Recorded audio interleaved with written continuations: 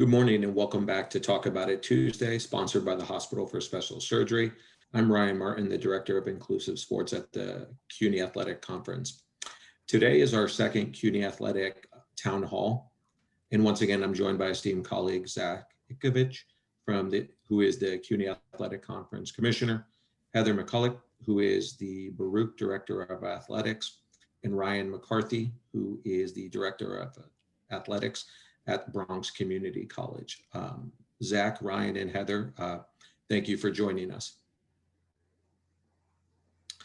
To get started, I wanted to give each one of you guys a chance to just offer some opening remarks to our students about the landscape that we currently are in, and just some overall thoughts as we get this webinar started.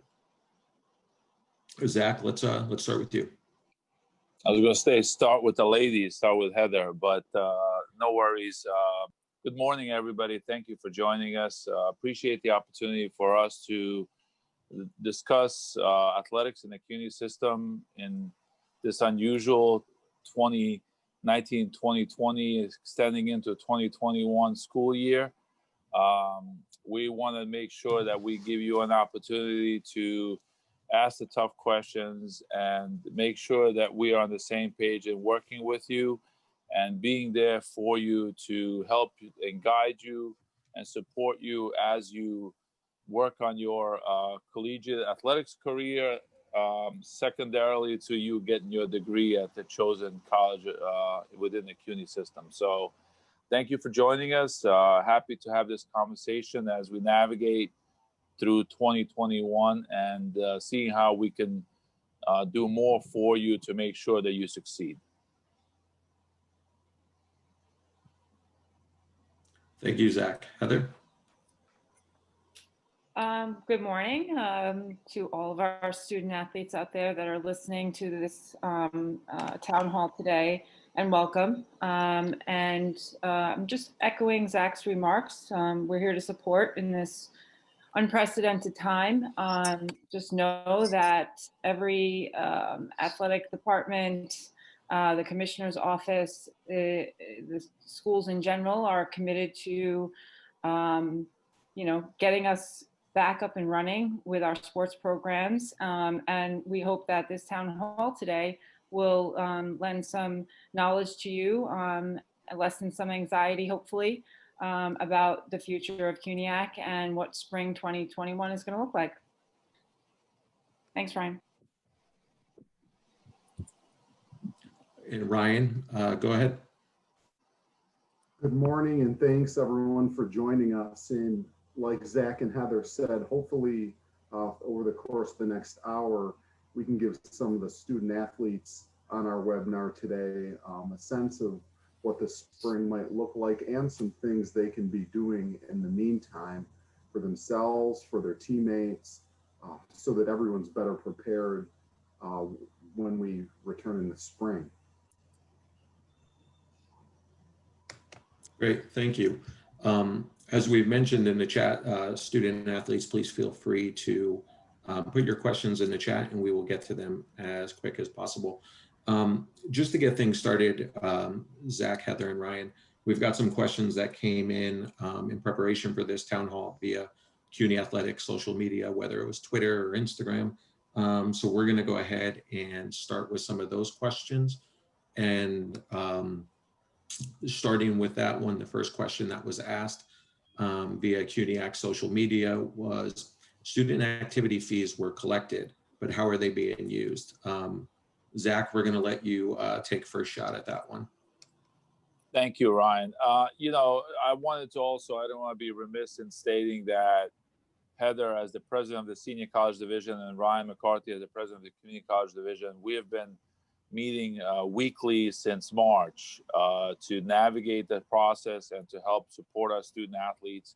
So there's been a lot of work that goes into it. And it kind of goes into the answer to your question, Ryan, about student activity fees, because there's a lot of people in athletics and outside of athletics on every single campus who have a very important people who serve the students who depend on the activity fee to for their programming dollars and sometimes for some staffing dollars within student affairs division and within athletics. So that activity fee is more than just, hey, what is being done for me this semester because we're remote. It's more about what takes place over a long term and where that activity fee goes to support the work of the student athletes. In fact, our athletic budgets are largely from student activity fees. If we don't have those student activity fees, then we don't have athletics, we don't have recreation, we don't have intramurals. And so it goes a very long way to providing the services that we need to provide to our students by having those fees collected. And I know that University Student Senate has been very supportive of that because they realize that it's not just what's happening this semester where people might feel shortchanged in terms of the number of opportunities that they get. It's really about the big picture and what happens when we do come back. We can't come back in the spring and say we want the same services, but we didn't retain the people from the fall and the summer because we didn't have the money, we didn't pay, and we didn't have the activity fees.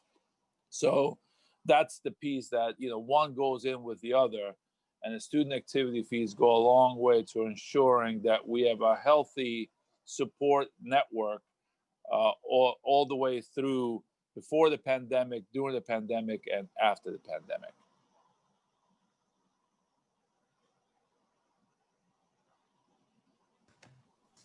Great. Thank you. Thank you, Zach. Heather or Ryan, would either one of you like to chime in?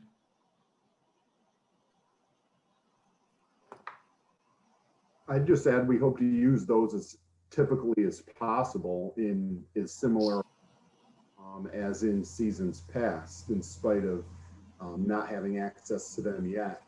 And obviously being remote, we hope in the spring to apply those as similar as we have in every year past. And additionally, for us in particular at Baruch, we have a student engagement plan, student encompassing student athletes and the students that, you know, don't participate in athletics. And what we are trying to do is come up with leadership skills, guest speakers every Thursday to try to enhance the experience in the fall, even though it's not a physical experience necessarily. We are going to sponsor a 5K in November, one in December, where we can have the engagement, albeit virtual. And so we tried to be creative in what we were putting together and use some of those student activity fees in a way that it's more about player development as the whole person holistically versus albeit all physical without, you know, with the lack of practices and competitions. So hopefully there's that going on at other institutions. I can only speak for ours, but that's one thing that we felt was important from our end to give our student athletes that experience. Great, thank you. Following along that same lines, another question that we received through CUNY social media was really kind of probably at the heart of everybody's mind. Will there be sports in 2021, spring 2021? Well, we're certainly planning for it. You know, we've been planning for this again since March. First, we were planning for the fall before that went away.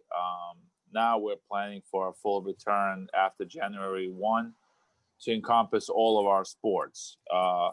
Having said that, you know, we are trying to control what we can control and plan for what we can plan for. So we want to have a robust winter and spring season that encompasses fall sports, but every single campus is going to make their own decisions of what's feasible for them based on circumstances, based on availability of athletic fields, based on cost of returning, you know, to that incorporates all the PPE and all the parameters that are going to be in place for us to return to sports.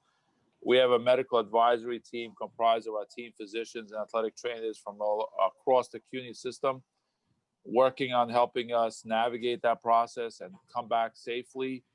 What helps us a lot is seeing all these professional teams playing, all the college teams that are playing as well in various sports. So that gives us wings to kind of emulate and try to do the same. Obviously, they're doing it with significant resources. However, we think that we can do it as well. So that's why we're planning and moving forward. Want to have spring sports.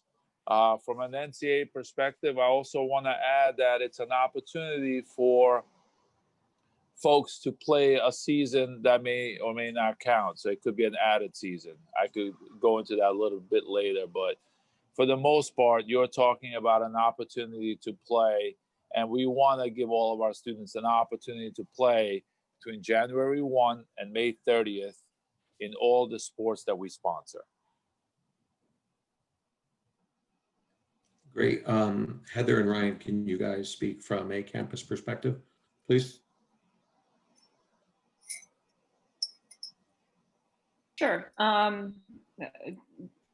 Obviously, we're in tandem, working in tandem with the conference office and developing the schedules based on the NCAA guidelines, and we're planning to plan. That's what we've been doing since we left, to ensure that, again, that we can return in a safe way and have our student athletes' best interests at heart while still being able to provide them with a meaningful season. As Zach said, he'll get into that a little bit later in terms of what that means for eligibility and what that looks like. It will be a campus by campus decision, however. We can't ignore the fact that budget dollars, staffing, and resources will be needed to have to assess whether or not we can pull it all off in a safe way, given all those factors. So from a campus perspective, I think, the presidents will need to be involved in making those decisions. And obviously, we'll do our best to be able to get it to go. Like Heather and Zach said, it'll be campus by campus, also at the 2-year level. But just speaking to what is outlined regionally throughout we CUNY 2-year colleges and throughout the region, we're planning on about 2/3 or 3/4 to a season, depending on the sport. For soccer, it'll be even a little bit more than that.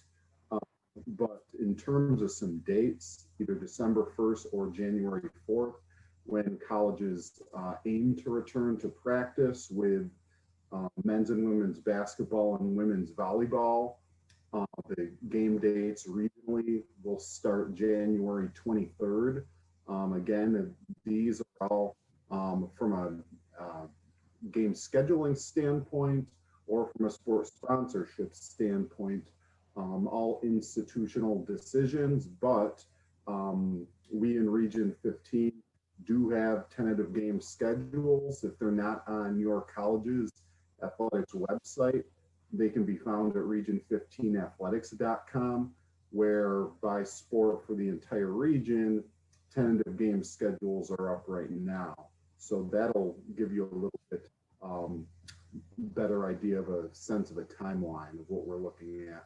Fingers crossed for the spring. Great, thank you.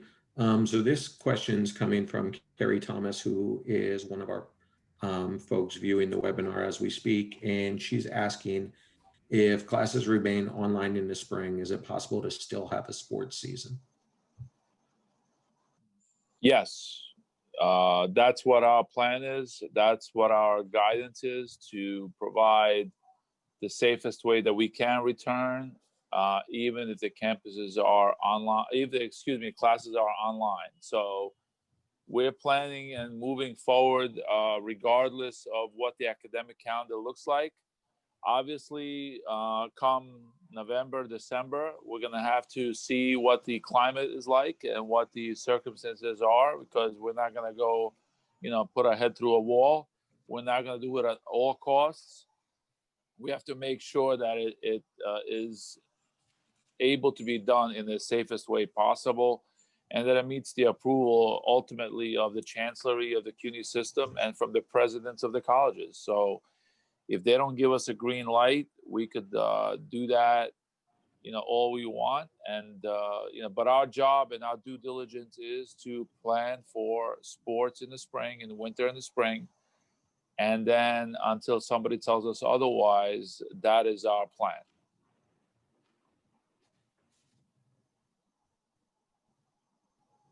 Great, thank you, Zach. Heather or Ryan, would you like to kind of tackle that question from the campus point of view, please?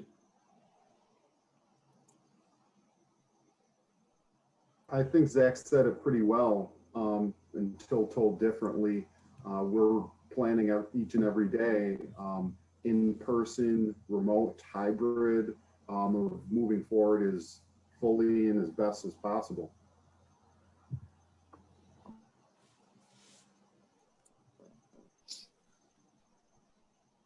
Same situation for us. We just have to plan, in athletics, you plan A, you plan B, and then C, D, and F. So, that's what we're doing. A question that came in via CUNY Twitter is, what happens if your particular school is not sponsoring your sport in 2021? Choose school choice, basically, whether they choose to opt in or out. There's a couple of things there that Ryan and Heather said that really resonates, and it's important for people to understand. At all levels, at the senior college level and the community college level, we're gonna play less games than we normally would in a typical year. So that's a given. At the Ncaa level, if you play 50% of your schedule, okay, you do not use that year eligibility. So let me repeat that.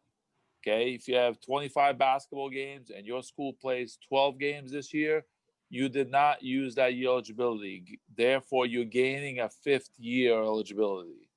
So to me, it's more of a gain than a loss. And I think a lot of us are looking at it that way as much as possible, but it's going to be a school decision, not our decision. They have the flexibility to schedule more if they want, or they could stick to that 50% rule and not use a year eligibility. So it really depends on the circumstances. We'll leave it up to the schools, but at least they know that we see this as a value add for them to play. But if a school chooses not to have a sport, look, let's just use an example.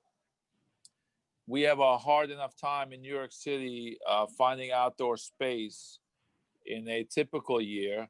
Now we're going to look to add men's and women's soccer, men's and women's tennis, to lump them together in the same season as baseball and softball on outdoor track, and do it in the same time frame and pretty much in the same spaces. Is that feasible? It's going to be extremely difficult.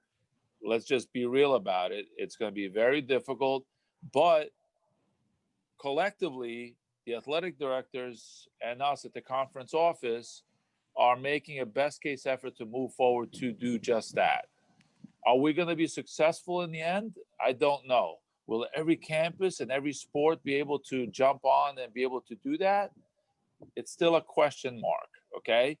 But everybody should know that our plan on the outset is to do just that, okay? So our intentions are to do it through the best and safest way that we can, and hope that we are able to do that across the board. But it's gonna vary from one case to another.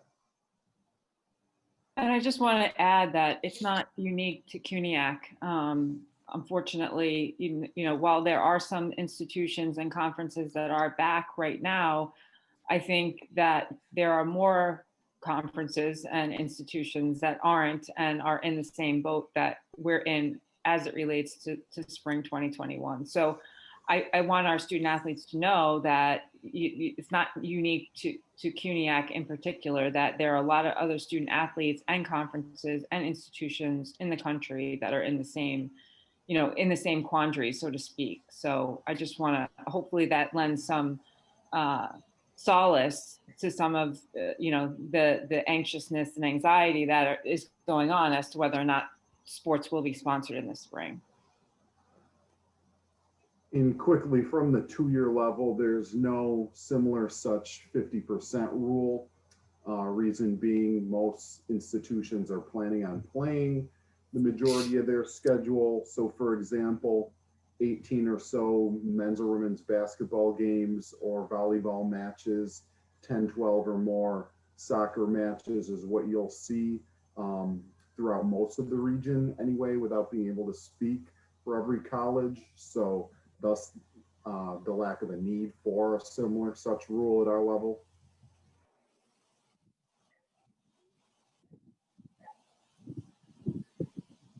Great, thank you. So we're going to shift gears a little bit, and there's a lot of questions centered around what it's actually going to look like in the spring from a sports perspective, which, there's a million different questions. So I'm going to try to plug through a few and give some of our student athletes kind of a perspective of some of the things that they can expect in the spring, even though Zach, I'll take this from you. It's probably still a very fluid situation, that planning. But with that in mind, one of the questions that came in via social media is, will students and coaches be required to take a COVID test before resuming?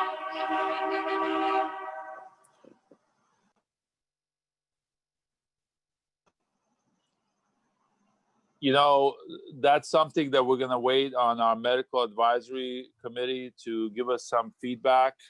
We have some of the foremost top doctors in New York City that represent our campuses, that are supporting the work of our campuses. And once they actually meet again tomorrow, and we're looking to have a plan well in place before we do anything. Medicine plan on how we return and what that testing environment looks like. We know that what the Ncaa and the national governing bodies are recommending, and unfortunately sometimes when they recommend, it almost becomes policy because it's coming from them and people are looking to them for guidance. It's not exactly a way to move forward to have sports in 2021, because if everybody was following their recommendations, 95% of the schools wouldn't have any sports in the coming year, because to be able to test 3 times a week would require, pretty much doubling up your budget as you have it right now, which would make it cost prohibitive. Forget us, we're talking about a lot of schools nationally that are not Division I Power 5 programs.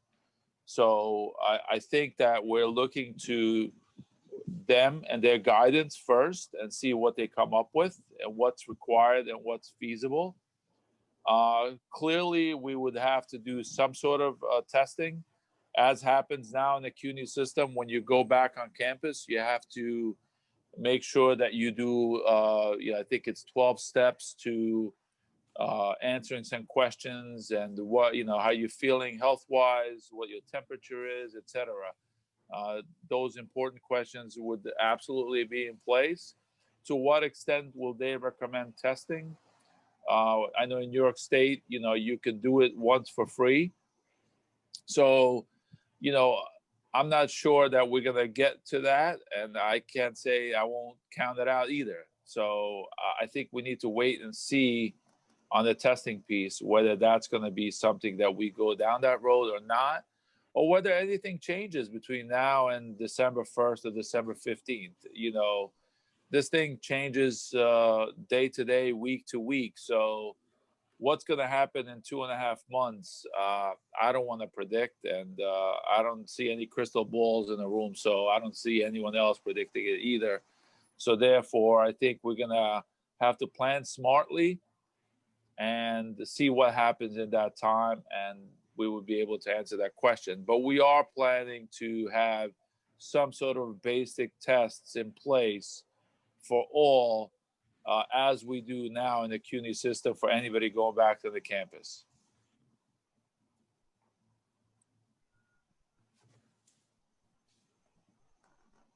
Great, thank you, Zach. I would just add to that we are obviously in talks with one company in terms of the screening for concussion, and so that application would also have a screening for COVID. So that's positive news on that front as well. And I would presume that in the college's reopening plan, that they have similar questions that they're asking in regards to return to classroom. It's the same thing. It's not unique to sports. So I would encourage our student athletes to review each of your campus's reopening plan to gather some more very valuable information as it relates to that and how to return to campus as well as return to sport. For our campus, the app is Everbridge, so it might be a good time to plug in for the Everbridge app. Just having access to our campus in the last couple of weeks, it takes a matter of seconds and you instantly get a yes or no as to whether or not you can enter campus. You flash your phone at entry and you're in. So Everbridge might be a name student athletes should get used to or download that app. And for a few of the institutions in the region who have started practices this fall, they've required tests.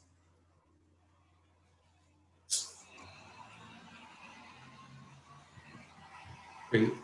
So keeping in that arena of questions, another anonymous question, but this one is from folks on the webinar now. If sports go back in the spring, how will we be doing transportation to games and practices while maintaining social distancing in vans? And are there any plans for that right now? So basically the, in-season travel issues. I'll have to throw that to Heather and Ryan, who are dealing with the transportation. I only transport about 5-6 of us on the staff, so we could socially distance. But I'll leave that to them. That's a much bigger challenge for them. Yeah, right now, transportation probably is a harder matrix to figure out versus COVID testing, actually. The social distancing is paramount, obviously, as we've all been, watching over the last couple of months is to have a proper mask, to wear it properly, and to social distance when when you're within 6 feet. They are actually recommending when you're doing any anaerobic or aerobic activity that it's 9 to 12 feet. So we have those kind of guidelines and recommendations that are out there. For us, we're looking at probably doubling our transportation budget or needing to, because we won't be able to use our vans. We don't have vans currently because we had no need for them. So we're not, expending those funds right now. But we're looking at busing transportation being needed to be able to social distance. Yes, very carefully would be my best answer. And like Heather said, outsourcing to bus or van companies just so as to be able to social distance while traveling.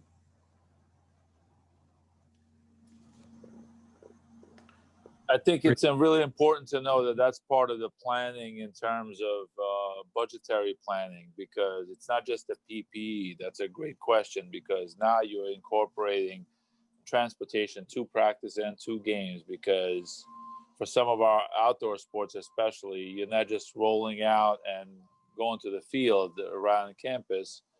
in most cases, you are getting on a van and going to somewhere for practices and for games. So that's part of the decision-making process that the ADs are going to be, dealing with, and expanding the cost to everything that they do, from PPE to transportation, to staffing, to everything else that they do on a daily basis is going to be magnified. So clearly, and part of the medical plan as well. So all of that is going to be part of the new protocols that we're going to have to follow.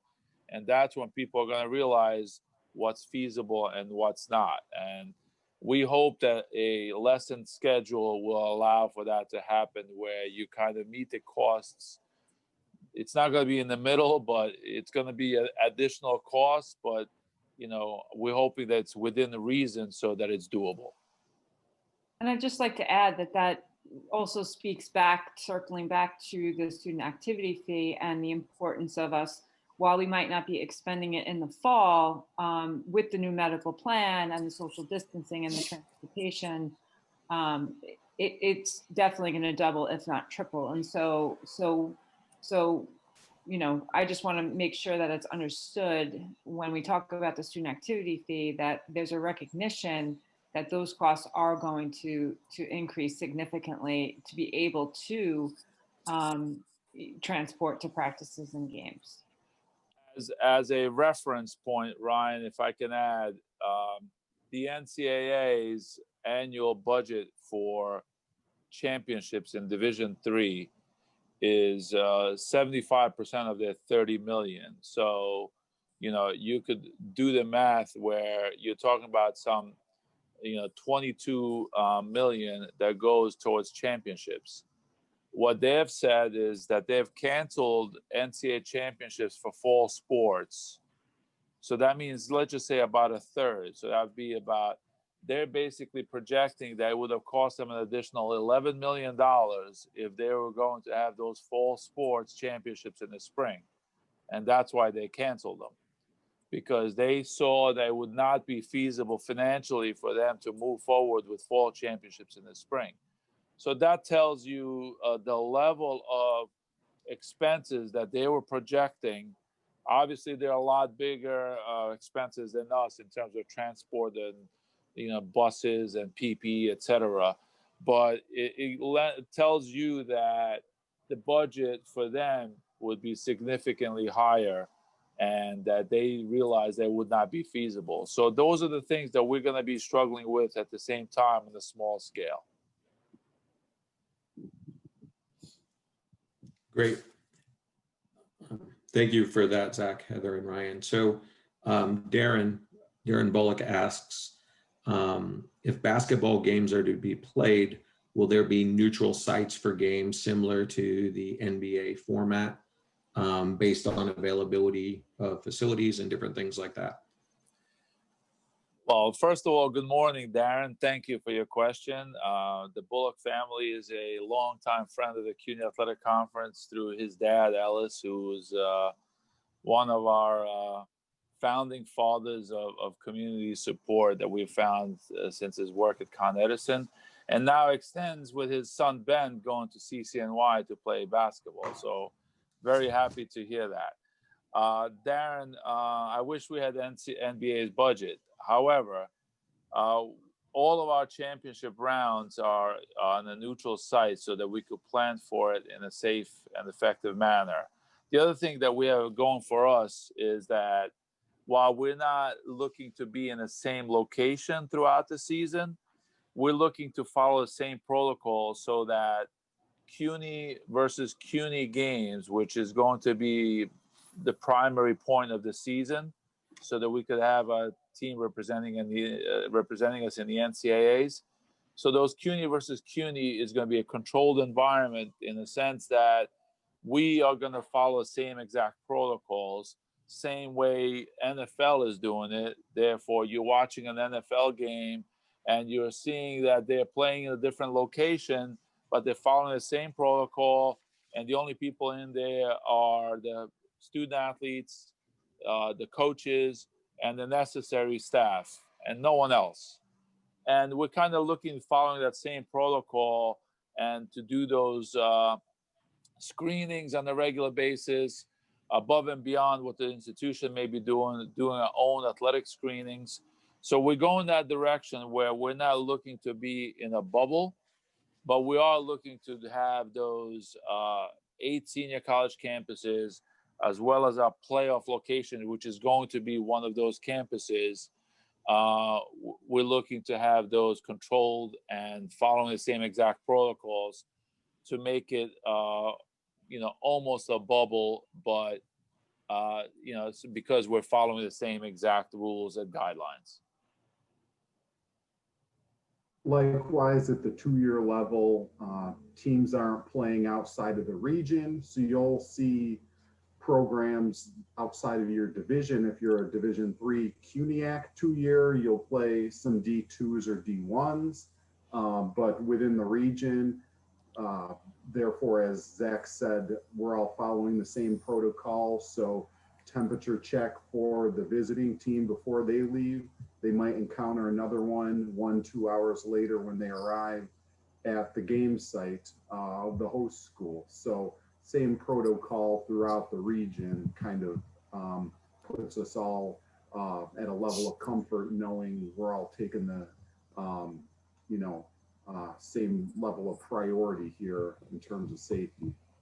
Yeah, and when I said CUNY versus CUNY, that obviously translates the same way to the community colleges. The caveat to what Ryan just said is that we're adding schools like Nassau, Suffolk, Monroe, Bronx, and 1 or 2 others who are part of the regional schedule, but they're still looking to do the same as we're doing in terms of a controlled environment following similar protocols. Just a follow up to that question. What would be the expectation at this point? And we realize things can evolve and change between now and the spring semester, as far as having fans or students watching games. And if that is prohibited, would there be our campuses looking to do more live stream, right, to engage more of the campus beyond just the athletes, right, to kind of fill that void for the students? Regionally, as of right now, all the directors have said no spectators for the spring across the board, and the streaming will vary by institution. But we've said no spectators for the spring, which I imagine would stand barring a unprecedented turnaround. I'll speak for the conference office. We're trying to be absolutely far more robust in our streaming services and encouraging and working with the campuses to do the same. We are going down that road of not having fans for the coming year live for any of our events. That is the intent, that we keep it as safe as possible and not to add that additional burden. But at the same time, I know from a championships perspective, it's our responsibility to make sure that people, parents, friends, fans across the city and beyond are able to view those live as if they were there. So that's what we are going to do with all of our team championships. And we'll have to see to what extent we could extend the same to the individual sports, because oftentimes they're not on campus and they are in public arenas, and see what the capabilities are there. But our intent is to have it for all of our championships. And I know that vast majority of our schools are looking to do for those sports that are particularly indoor. I know some do outdoors as well. So I don't want to speak for them, although we are encouraging and trying to be as supportive as we can for them to do that. And just from the senior college perspective, I would echo what Zach said. I think we're, again, trying to be as robust with the streaming as we can. Some of the fields that we use don't allow for that, but where we can do it, we will. And as far as the spectators go, I think, if it's a conference decision or a campus decision, we're going to do it with the, abundance of caution that we can.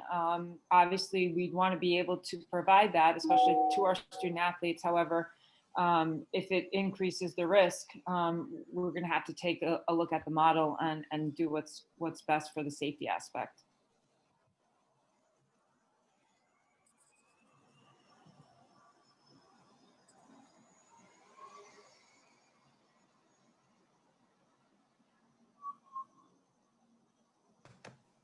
Great. For those student athletes who are watching the webinar, I want to give you one last call to kind of ask any questions in the chat. But in the interest of wrapping up, let's go ahead and any final thoughts, Zach or Heather or Ryan, that you'd like to share with the students as we continue to kind of navigate these waters.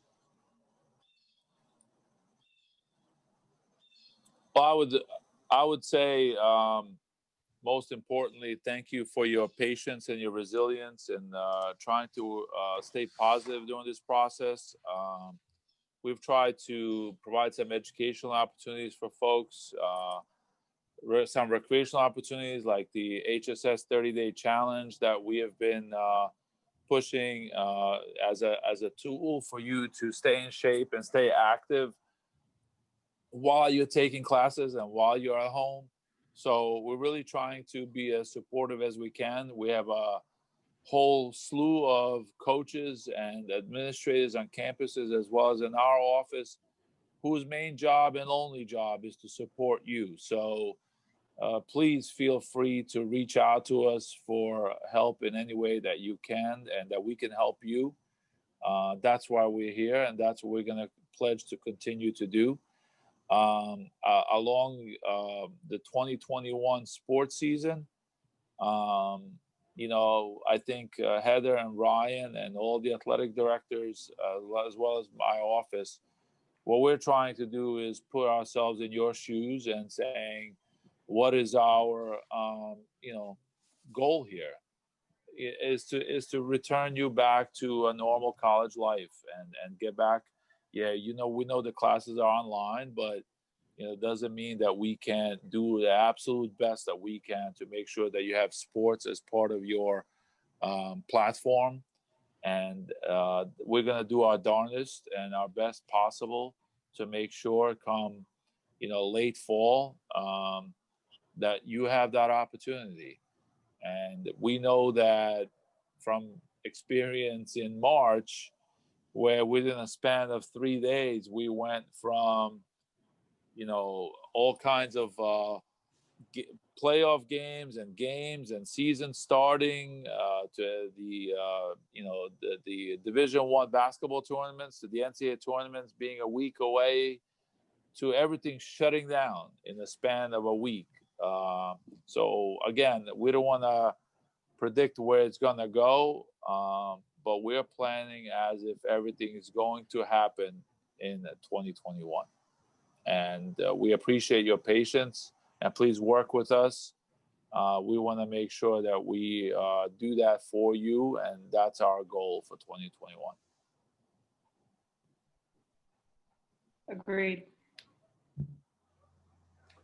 Yeah, my advice to the student athletes would be to stay involved as much as possible, whether it's taking advantage of the CUNY fitness and recreational offerings, like Zach said, whether it's student athlete academic support on your campus, or whether it's taking a larger leadership role in your department and with your team, hosting a team Zoom with your teammates. A lot of what we're hearing as athletic directors is that there's a disconnect, and understandably so, with distance learning and not being on campus and around your teammates and coaches every day like you normally would be. It doesn't mean you can't virtually, whether it's a Zoom chat or whether it's, getting your teammates together. Some of mine have talked about playing pickup games at the local parks. So getting together off campus in lieu of what you'd normally do maybe on campus at the gym. So, you know, it's just getting creative and staying involved as much as possible, so that you can lessen that disconnect, feel more involved, and hopefully hit the ground running here in December and January. And I would also say use this opportunity to strengthen your academics. You have a chance to have a couple of months where you might say, well, it's online. Well, here's a chance to boost your GPA. Here's a chance to spend a little extra time doing the things that you need to do academically to make sure that when we do return, you're not just, you know, fitter and stronger, but you're also more academically sound and doing better academically. And also, look for those internship opportunities. I always push our student athletes to continue to look for internships, because you got to plan for what's to come after you graduate. And the best way to do that is to plan for some internships. You know, we have some at the conference office. You want to help us navigate this process and be part of it, come join us in the spring semester and intern with us at the conference office or within your own athletic department or anywhere else that you choose. You know, one of the best things about New York City is that there isn't a profession out there that you can do for the most part that you can't get involved in now. So get involved with an internship, create that opportunity for yourself where you already have your foot in the door in a place that you think that you might want to be or end up after you graduate. So give yourself that chance. I always strongly recommend internships as a way for you to get your feet wet before you getting out in the real world and see what it's like. Sometimes it looks glamorous and fancy, but when you get there, you're like, this is not exactly what I wanted. The only way you could find that out in a free and easy way is through an internship. Okay, it's much a better lesson now than it would be after you graduate. You're like, oh man, what did I get myself into? I hate this stuff. Or you might conversely find out that you love it and that people there support you, and then you might already have a job after you graduate. So take this as an opportunity to do some other things outside of sports while you're looking to return to sports. And I would just add, Ryan and Zach, you both hit on all the points that I was going to bring up. I would just add to also, explore the services that the college offers, such as the counseling center. Now is a really good time to make sure you're taking care of self and having the balance between all that's going on. The health and wellness at your institution, if they're offering yoga or meditation, just whatever you can do to kind of keep sane during this time, and explore your career center. To Zach's point, we know at Baruch in particular that you should be engaged with your career center from the time you're a first year student, not necessarily waiting until your senior year because you need them to help you get a job. It's early and often. That's the end game. So I would just suggest that whatever your institution offers in terms of other services to help you navigate this time, that go and explore that as well. And there are plenty of athletic administrators that can help you navigate that as well. So if you don't know where to go, go to your athletic director, go to your assistant athletic director, even sports information. Folks on campus will know where to send you. So definitely reach out to them via email, and I'm sure you'll get a response.